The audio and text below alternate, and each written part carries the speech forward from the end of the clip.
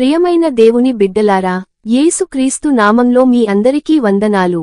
ఈ రోజు లోపల ఖాళీగా అనిపిస్తున్నవారికి, సంతృప్తి లేని జీవితం అనిపిస్తున్నవారికి దేవుడు చెప్పే ఒక గొప్ప సత్యాన్ని ధ్యానించబోతున్నాం.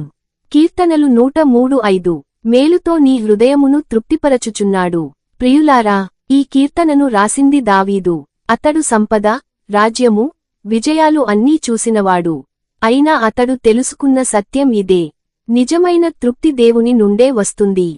హృదయమును తృప్తిపరచుట అంటే మనము చాలాసార్లు అనుకుంటాం, డబ్బు వస్తే చాలు, పేరు వస్తే చాలు, సంబంధాలు బాగుంటే చాలు. కాని హృదయంలో ఖాళీ మిగిలిపోతుంది. దేవుడు చేసేది బయట పరిస్థితులు మాత్రమే కాదు, లోపలి హృదయాన్ని నింపడం.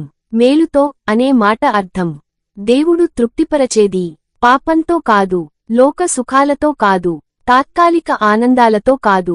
మేలుతో అంటే మన ఆత్మకు, జీవితానికి మేలు చేసే వాటితో. అందుకే దేవుని తృప్తి శాశ్వతమైనది. ఈ రోజు మీరు ఇలా అనుకుంటున్నారా? ఏదో లోటు ఉంది, మనసు నిండడం లేదు.